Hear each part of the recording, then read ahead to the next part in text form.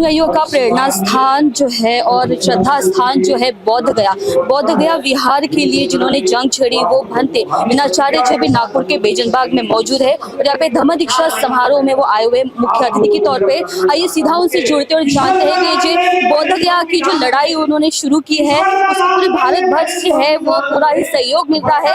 बौद्ध अनुयायी और आम्बेडकरवादी अनुयायी जो उनके साथ खड़े हैं, जिस तरह से लड़ाई लड़ते हुए वो पूरे भारत में इसका प्रचार प्रसार कर रहे हैं, इसके लिए वो नागपुर में आए हैं 69वें धम्मचक्र परिवर्तन दिवस को मनाने के लिए। आइए सीधा जानते हैं। सबसे पहले आपका बहुत बहुत स्वागत है नागपुर में 69वां धम्मचक्र परिवर्तन दिवस हम मनाने जा रहे हैं इस बार, और आपका यहाँ पे मौजूद होना एक बहुत बड़ी बात है। आप बताना चाहेंगे इसके बारे में, किस तरह की लड़ाई अभी भी चल रही है, जारी है, इसका सहयोग मिल रहा है, और ये भी जानना चाहेंगे साथ में कि धम्मचक्र परिवर्तन दिवस हम मना रहे हैं।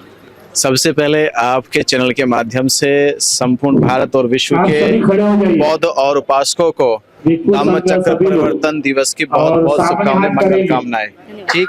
और आज पावन धरती दीक्षा भूमि नागपुर में हूँ कि धम्म चक्र परिवर्तन के दीक्षा भूमि के मुख्य प्रोग्राम में मैं कल मुख्य अतिथि के तौर पे पहुंच रहा हूं, और कल वहां पे एक सभा होगी। सभा को मैं महाबोधि महाविहार मुक्ति आंदोलन किस तरह से पूरे देश में आगे बढ़ा और पूरे विश्व तक ये संदेश गया, तो वो संदेश कल पावन धरती जिसपे बाबा साहब अम्बेडकर ने 14 अक्टूबर 1956 को देश में बौद्ध धर्म की नींव को रखा, बौद्ध धर्म की गति को प्रगति में बदल दिया, तो कल वो ऐतिहासिक तारीख होगी जब दीक्षा भूमि से महाबोधि महाविहार मुक्ति का इतिहास लिखा जाएगा। आपका किस तरह से बौद्ध धर्मियों और अनुयायियों की एक मांग आपने रखी हुई है कि हमें साथ चाहिए, सहयोग चाहिए, तो ऐसे में युवा पीढ़ी आपका किस तरह से सहयोग कर रही है? अब युवा पीढ़ी से क्या अपील करना चाहेंगे? देखिए, युवा पीढ़ी इस देश को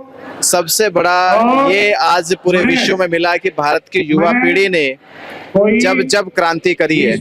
जैसे आप अगर हम देखें, नेपाल के युवाओं ने क्रांति करी तो सरकार को बदल के रख दिया, जब श्रीलंका के युवाओं ने क्रांति करी तो इतिहास बदल के रख दिया, तो अभी भारत के युवाओं ने वो क्रांति करनी है। और भारत की आजादी भी युवाओं की क्रांति से मिली थी, और जिस धर्म को हम मानते हैं, भगवान बुद्ध के धर्म को मानते हैं, तो सिद्धार्थ गौतम 29 साल की आयु में युवा थे, 35 साल की आयु में सिद्धार्थ बुद्ध बन गए, 35 वर्ष की आयु में मात्र। तो हम ऐसे धर्म को मानते जिसके मार्गदर्शक ही खुद युवा थे उस समय।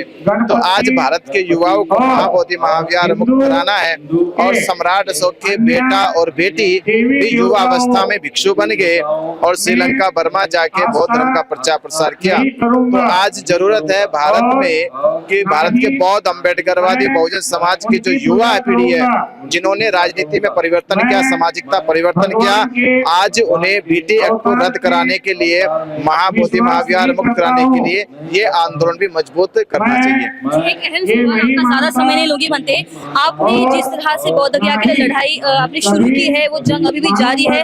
भारतवर्ष के जितने भी बौद्ध अनुयायी है, बौद्ध धर्म के जितने भी लोग हैं और भिक्षु संघ आपके साथ जुड़ चुके हैं, वो आंदोलन के इस पे है, वर्षों से वो कमेटी वहाँ पे देख रही है। तो इसमें इसके लिए आप आंदोलन करते जेल में भी गए, वो दिन भी आपने देखे हैं, एक तरह का आप एक प्रेरणा बन गए हैं, इसलिए तो इन दिनों के बारे में एक थोड़ी सी जानकारी दीजिए।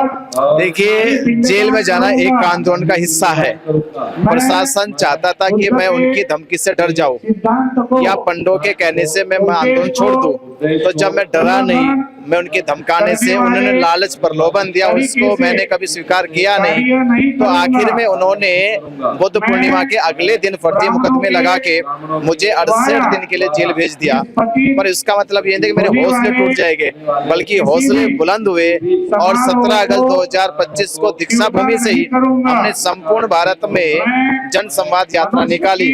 उस जन संवाद यात्रा से हमने संदेश दिया कि आने वाली 12 फरवरी 2026 को जब आंदोलन का 1 साल हो जाएगा, तब संपूर्ण भारत के बौद्ध दिल्ली जाम करेंगे, एकजुट होंगे और 7 दिन तक वो भूख हड़ताल चलेगी। उस 7 दिन का इतिहास ही महाबोधि महाविहार मुक्ति का इतिहास बनेगा। यानी 12 फरवरी को ही महाबोधि महाविहार मुक्त कराने का हम संकल्प ले रहे हैं। तो पूरे देश से तैयारी शुरू हो चुकी है और लोगों ने अपने टिकट बुके बसें बुक करनी शुरू कर दी है और धीरे धीरे पूरे देश में ये माहौल हम 12 फरवरी 2026 तक खड़ा कर देंगे कि 12 फरवरी को दिल्ली में चक्का जाम होगा, महाबोधि महाविहार मुक्त होगा। यही मैसेज कि उन्होंने जेल डाला पर ये सोच के कि मेरे हौसले टूट जाएंगे, धरना खत्म कर दिया। पर हमने विश्वास पैदा करा कि धरना खत्म करा है पर हम आंदोलन खत्म होने नहीं देंगे। आंदोलन खड़ा हुआ, जिंदा हुआ और पूरे देश में तीव्र गति से आंदोलन चल रहा है और 12 फरवरी को महा आंदोलन होगा। महाबोधि महाविहार मुक्ति का महा आंदोलन दिल्ली में 12 फरवरी को होगा। नवीन मंत्री जी धन्यवाद।